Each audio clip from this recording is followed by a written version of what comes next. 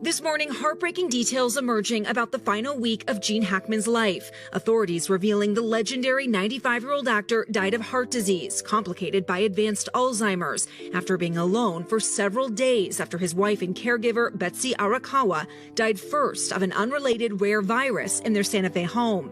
Gene Hackman was never the easygoing type of actor.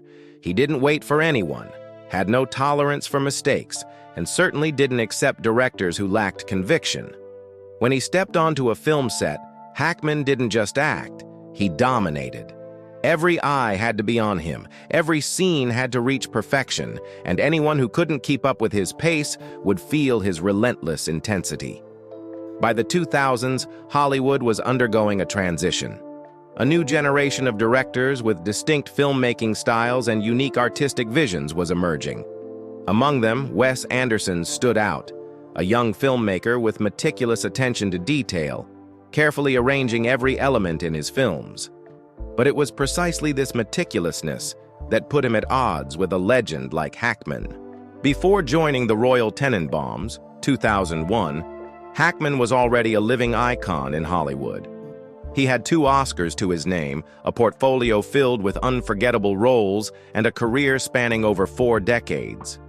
He had portrayed tough, hard-edged characters in The French Connection, Unforgiven, and Mississippi Burning, films that defined his commanding, authoritative acting style. And to Hackman, a director had to exude authority, had to control the set, had to make firm decisions. Wes Anderson, however, was a young director, a perfectionist who enjoyed experimenting and fine-tuning every tiny detail in each shot. The stark contrast between these 2 generations created one of the most intense behind-the-scenes conflicts Hollywood had seen at the time. A veteran actor who had conquered the screen with his tough-as-nails performances faced off against a young director, talented but lacking the dominance of the industry's old guard. Bill Murray, one of Anderson's regular collaborators, witnessed this clash of styles firsthand while working alongside Hackman. He was truly brilliant, but also incredibly tough, Murray recalled. There were moments of tension so thick that people began to wonder, was Hackman simply acting, or was he truly the most powerful figure on set? That question didn't just apply to this film, it reflected his entire career, one defined by an uncompromising pursuit of perfection. But perhaps it was this very perfectionism that made Hackman a legend. Now, at the age of 95, as Hollywood mourns the loss of a cinematic giant, it also looks back on the countless behind-the-scenes stories, where genius and rigor always went hand in hand. Was he a master of his craft or simply too demanding? And without that relentless intensity, would Hollywood have ever known a Gene Hackman as great as the one we celebrate today? Gene Hackman didn't like being directed. Not out of arrogance, but because throughout his career, he had set standards so exacting that he refused to let anyone disrupt his process. He once bluntly stated, "I have a problem with authority." But this wasn't a reckless act of defiance. It was the nature of a man fiercely protective of his artistic control. No one understood this better than Wes Anderson. When Hackman joined the Royal Tenenbaums, 2001, Anderson was just 32, a young director brimming with ambition but still carving out his place in the industry. Anderson was known for his obsessively meticulous filmmaking. Every camera angle, every tiny detail within the frame, arranged with the precision of a perfectly composed painting. But to Hackman, it meant something else entirely. A young, inexperienced director who insisted on controlling every last element, a style he saw as indecisive. In the middle of a scene, Hackman turned to Anderson and said coldly, "I see you frowning and moving around over there. Don't bother me." To Hackman, this wasn't just a reminder. It was a declaration, a boundary he set to ensure that his performance remained undisturbed by hesitation. To him, filmmaking wasn't an experiment. It was a performance that demanded absolute precision. He didn't act to try, he acted to deliver. He had no patience for hesitation because hesitation, to him, was the mark of unprofessionalism. If a director wasn't certain of their vision, Hackman had no qualms about letting them know. Clint Eastwood, a fellow legend who had directed Hackman in Unforgiven and Absolute Power, understood this well. Eastwood had authority, he had stature, and most importantly, he had complete confidence in his approach to filmmaking. Hackman respected directors like that, but Wes Anderson was different. He was undeniably talented, but he was also so absorbed in his perfectionism that he often got lost in the details. He wanted everything to be flawless, yet he lacked the commanding presence to rein in an industry titan like Hackman. That frustrated Hackman because, to him, a great director needed certainty, decisiveness, and at times, even a degree of ruthlessness. Hackman came from an era defined by discipline. He carried the mindset of a stage actor: step in, nail the performance on the first take, and move on. But Anderson belonged to a generation of experimentation, of intricate camera setups, of filming a scene over and over in search of the perfect version. From the outset, these two philosophies clashed, an inevitable collision.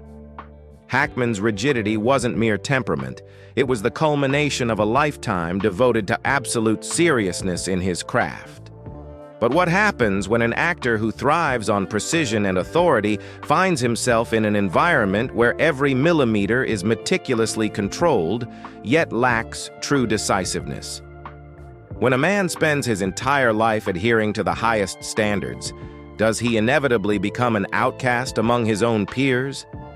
Perhaps that was the price Gene Hackman had to pay for greatness. No one understood the pressure Wes Anderson faced on the set of the Royal Tenenbaums better than Bill Murray. Not only was he one of the film's key actors, but he was also a close friend and a staunch ally of Anderson. When Gene Hackman, a cinematic legend with an uncompromising personality, continually expressed his displeasure with the young director, Murray felt it was his responsibility to step in. Murray wasn't just another cast member. He became Anderson's shield, trying to bridge the gap between two generations, two clashing filmmaking styles. "I would walk in and try to protect my friend," Murray admitted. He understood that Hackman had exacting standards and wasn't the easiest person to work with, but he also saw the immense pressure Anderson was under. As a young director, Anderson not only had to direct a legend, but also had to maintain control over the set, ensuring his distinct filmmaking style remained intact without being overshadowed by Hackman's commanding presence.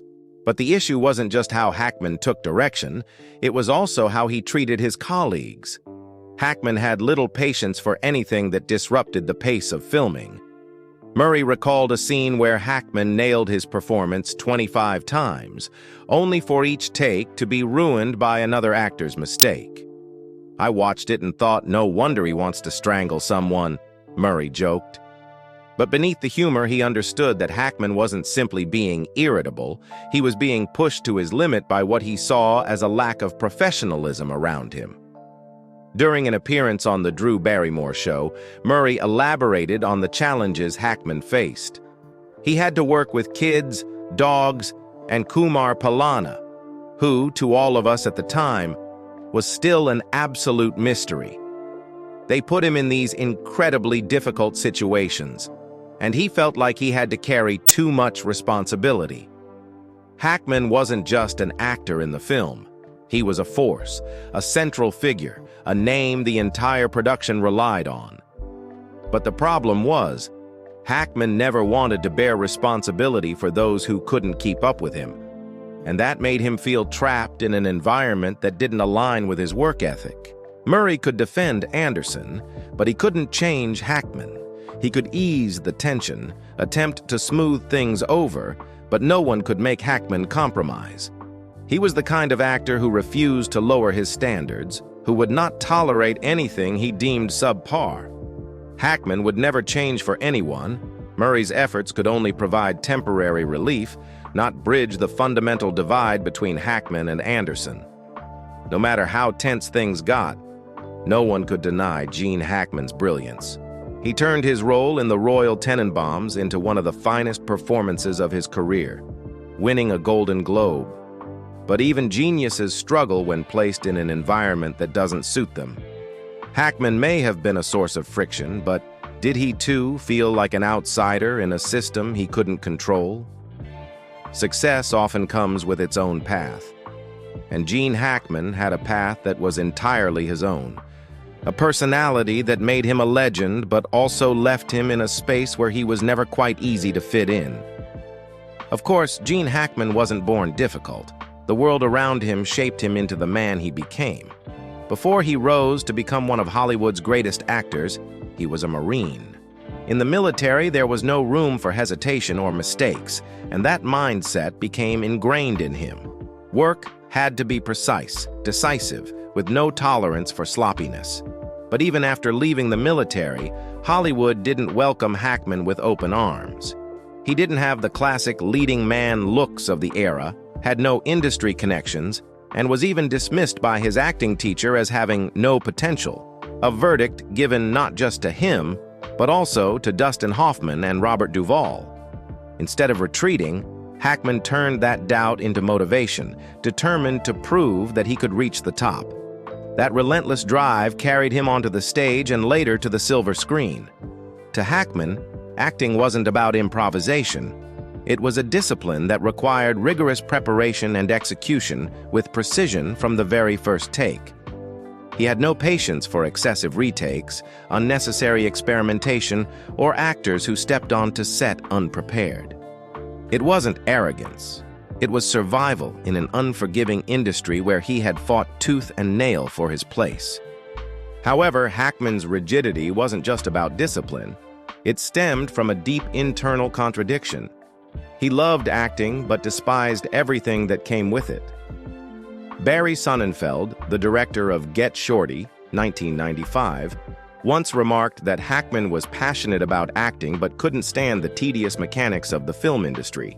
He hated spending hours in a trailer for hair, makeup, or wardrobe adjustments. To him, these were frivolous distractions that took away from the essence of acting. But what truly alienated Hackman from Hollywood was his intolerance for external control. He fiercely resisted any interference from screenwriters or producers dictating how he should perform. Sonnenfeld revealed that Hackman refused to take studio notes that instructed him to express emotions in a predetermined way. No one would tell him when his character should be angry or sad. Those choices were his and his alone. He would often revise scripts, stripping away emotional cues so that he could interpret the role on his own terms. Hackman's perfectionism and military-like discipline inevitably led to tensions on set. He never arrived unprepared, never stumbled over his lines. This put him at odds with actors who had a more relaxed approach, most notably John Travolta in Get Shorty. Sonnenfeld recalled that Hackman grew increasingly frustrated with Travolta's habit of showing up on set without having memorized his lines, creating an ongoing strain between the two. In a 2008 interview with Reuters, Hackman admitted, "I miss the actual work of acting, but I can't stand everything else in this industry. The compromises actors had to make, the absurd demands from studios and production teams, all of it drained his patience." In the end, that frustration led him to walk away from Hollywood in 2004, closing the curtain on a legendary but tension-filled career. Gene Hackman wasn't just a difficult actor. He was an artist in pursuit of the purest form of performance, trapped in an industry full of chaos and distractions. Was Hackman battling only directors, or was he also wrestling with the contradictions within himself?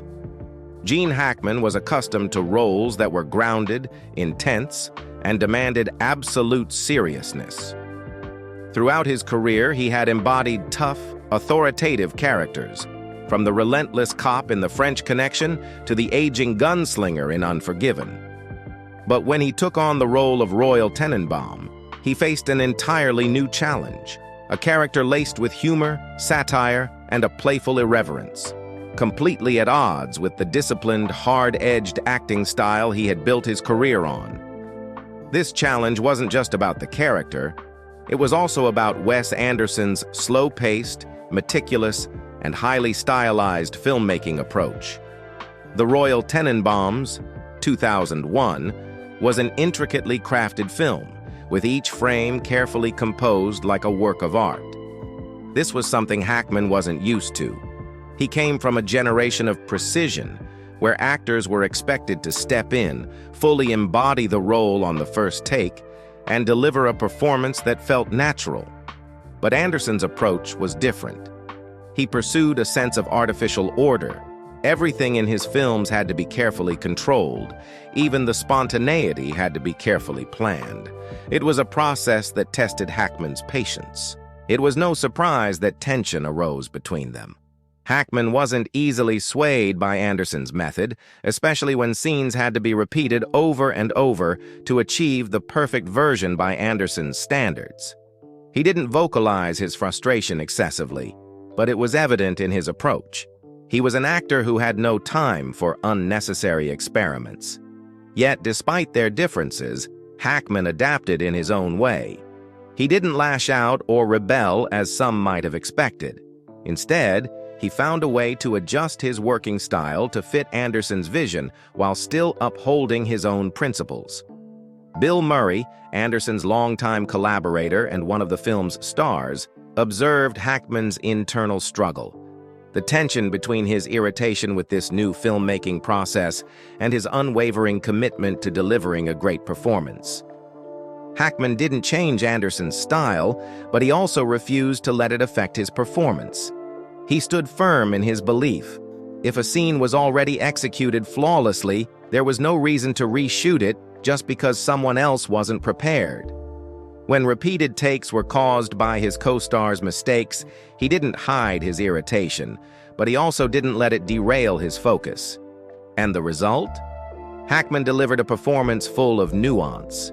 He brought Royal Tenenbaum to life with a rare depth, a selfish but oddly charismatic father, a con artist with unexpected emotional layers.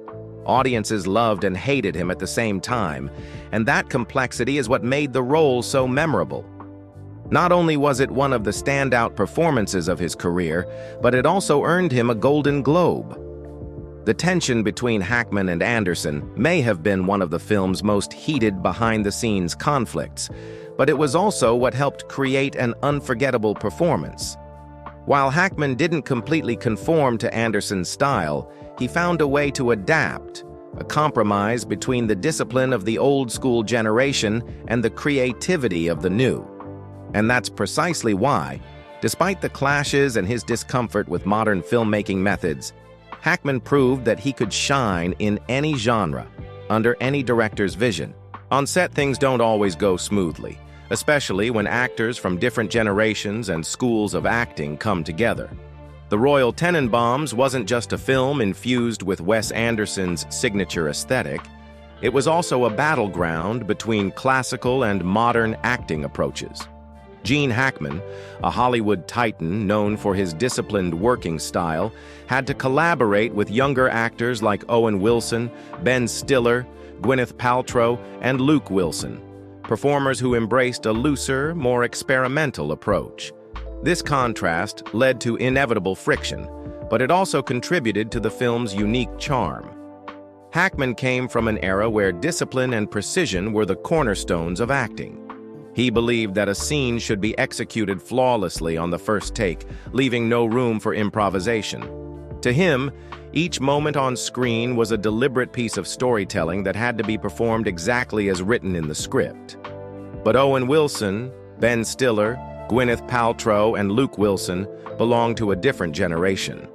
They were accustomed to experimenting with different interpretations, often adding improvised lines to make scenes feel more spontaneous. This kind of flexibility was something Hackman struggled to accept. If a take was already good enough, he saw no reason to redo it just to explore an alternative perspective. To him, that was a waste of time. Hackman couldn't hide his frustration when the younger actors didn't match the level of discipline he expected. Gwyneth Paltrow once remarked that Hackman was so intense that he made the atmosphere on set feel tense. Owen Wilson and Ben Stiller enjoyed playing with different styles within a single scene, but Hackman saw this as a lack of professionalism, which tested his patience. Some reports from behind the scenes even suggested that Hackman felt constrained by Wes Anderson's meticulous, slow-paced directing style. Anderson demanded absolute control over every visual, every camera angle, and every rhythm in the film, an approach that only made Hackman feel more restricted. He wasn't used to retaking scenes repeatedly just to ensure that every minor detail aligned with the director's artistic vision. As the director, Anderson couldn't ignore the conflicts unfolding on set. He was fully aware of the tension, but rather than confronting Hackman head-on, he chose a more strategic approach. He understood that Hackman was a veteran actor, a dominant presence who couldn't simply be forced to conform. Instead of demanding that Hackman change, Anderson adapted himself. He became more mindful in how he communicated, ensuring that his directions were as clear and persuasive as possible.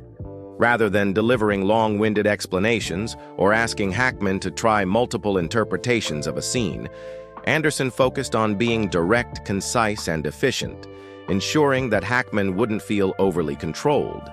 However, Anderson didn't completely compromise his vision. For scenes that required meticulous planning, he stood his ground and defended his stylistic approach. And while Hackman may not have been fond of Anderson's perfectionist methods, he respected the director's determination.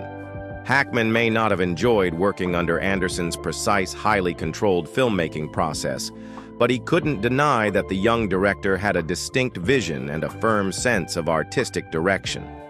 Despite the friction, the cast ultimately found a way to work together effectively. Wes Anderson gradually adjusted his approach to better accommodate Hackman, while the younger cast members also learned valuable lessons from his disciplined work ethic. Gwyneth Paltrow and Ben Stiller later admitted that Hackman's strict professionalism made them realize the importance of preparation and dedication in filmmaking. This contrast between generations created a perfect balance within the film. Hackman brought depth, authority, and gravity to the character of Royal Tenenbaum, while the younger actors injected fresh energy, humor, and vibrancy into the story. The Royal Tenenbaums became more than just a visually distinctive film. It was a unique blend of two cinematic eras, striking a rare equilibrium between classic discipline and modern creativity. Despite the on-set tensions, it's undeniable that the fusion of Hackman's old-school gravitas and the younger cast's contemporary approach was what made the film truly special. Had either element been missing, The Royal Tenenbaums might not have become one of the most memorable films in both Wes Anderson's and Gene Hackman's careers.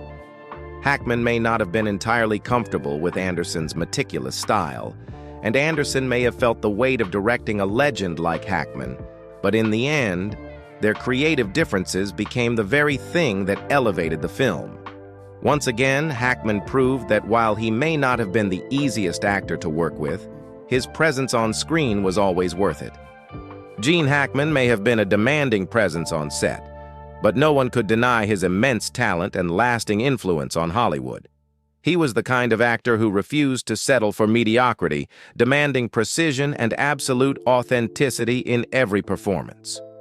Though he often clashed with co-stars and directors, Hackman was deeply respected by his peers because, more than anyone, he embodied an unyielding commitment to the craft of acting.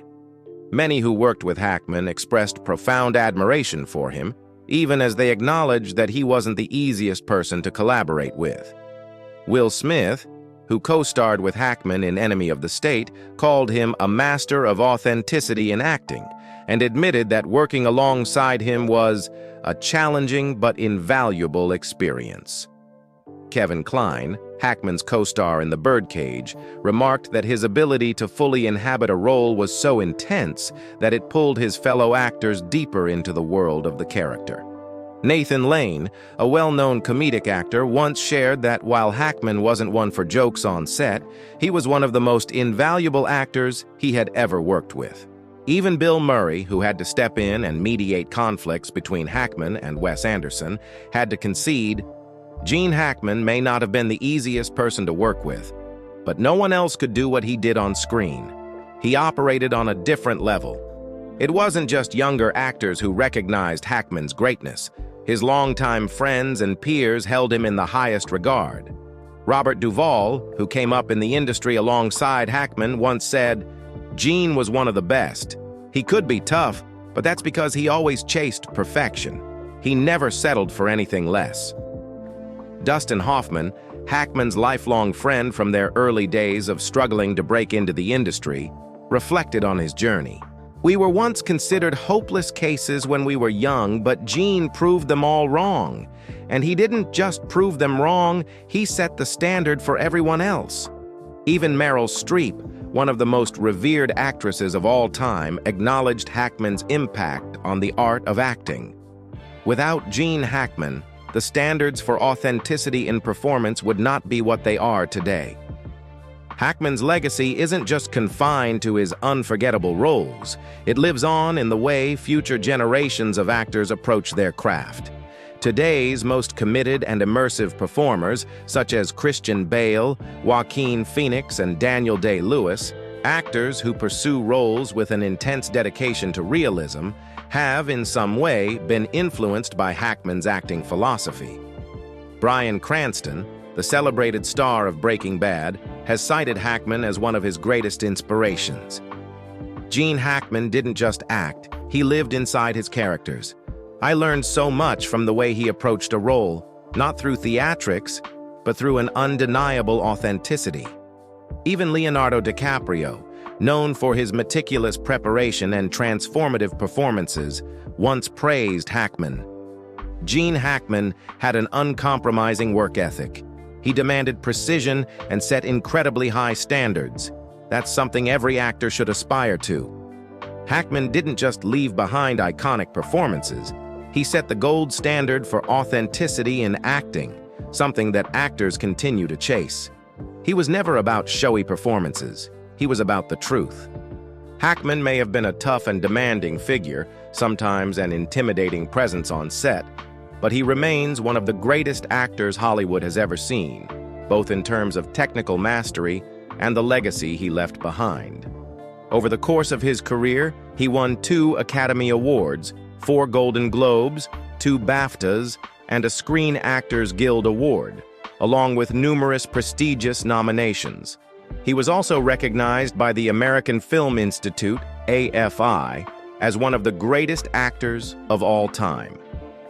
Many of the films Hackman starred in, The French Connection, Unforgiven, The Royal Tenenbaums, Mississippi Burning, have become timeless classics in American cinema. Despite the respect he earned from both the industry and critics, Hackman was never drawn to the glamour of Hollywood. He rarely attended events, seldom gave interviews, and when he retired from acting in 2004, he turned down every offer to return. Unlike many stars who try to maintain their fame even after stepping away, Hackman chose a quiet, private life, never seeking the spotlight again. Though Hackman is no longer active in the film industry, his legacy endures in the hearts of movie lovers. He doesn't need to prove anything. His body of work speaks for itself. And while debates may continue over his demanding nature, there is one undeniable truth. Gene Hackman is a legend. Gene Hackman wasn't just a legend on screen, he was a man of unwavering principles, a perfectionist to the point of being difficult. He never compromised with mediocrity, never tolerated carelessness or a lack of professionalism. To Hackman, acting wasn't an experiment, it was an absolute commitment to the craft. If a scene had already reached perfection, he saw no reason to redo it just for the sake of experimentation. If a co-star wasn't prepared, he didn't hesitate to show his frustration. If a director was indecisive, he made his discontent known. Not out of arrogance, but because he believed that true artistry had no room for half measures. For that reason, Hackman wasn't the easiest actor to work with. He was a challenge for young directors, a source of pressure for his co-stars, and an obstacle for anyone who lacked the conviction to match his intensity. But that was also why every time Gene Hackman appeared on screen, audiences weren't just watching a movie, they were witnessing a performance that was flawless, alive, and free from anything forced or artificial. He didn't need excessive takes because, from the very first shot, he had already embodied the character completely. That was Hackman's signature: precision, authenticity, and an uncompromising standard that refused to accept anything less than excellence. Today, as Hackman has left this world, we don't just mourn the loss of a cinematic legend. We also realize that his so-called difficult nature wasn't a flaw, but rather the very quality that made him great. In a world that is increasingly lenient, where perfectionism is sometimes dismissed as outdated, Hackman stands as proof that true success isn't for those who compromise. It belongs only to those who demand the best, not just from others, but from themselves. What can younger generations of actors learn from Hackman? It's the unwavering commitment to a role. It's the refusal to allow carelessness or laziness to tarnish the craft. It's the unwillingness to accept anything that doesn't meet the highest standards, whether from themselves or from their colleagues. Actors like Christian Bale, Joaquin Phoenix, and Daniel Day-Lewis, known for their extreme dedication to their roles, embody that same spirit, a spirit that Hackman exemplified for decades. But perhaps Hackman's greatest lesson is this: take your craft seriously, even if it makes you difficult to work with. In today's entertainment industry, where commercialism often overshadows artistry, young actors need more figures like Hackman, those who dare to challenge the status quo, who refuse to settle for mediocrity, and who demand nothing less than perfection. Hackman didn't just leave behind classic films. He left behind a philosophy of acting. He never sought fame, never needed adulation, never chased the spotlight, even at the peak of his career. He walked away from Hollywood when he still had the ability to act, because to him, art wasn't something to be prolonged out of necessity. It had to be pursued with passion, or not at all. Today, as we look back on Hackman's career, we don't just admire his talent. We understand that it was his unyielding nature that made him an icon. Without Hackman, Hollywood lost one of the few actors who dared to uphold the highest standards. But perhaps, because of those very standards, the films he left behind continue to stand the test of time, and the lessons he imparted remain as relevant as ever. So what do you think about Gene Hackman? Was he a misunderstood genius? Or was he simply a perfectionist to the extreme? If Hollywood still had more actors like Hackman today, would the quality of filmmaking be any different? If you have stories, memories, or favorite films associated with Gene Hackman, share them in the comments below. And don't forget to hit like on this video and subscribe to the channel to continue exploring the stories of Hollywood's greatest legends.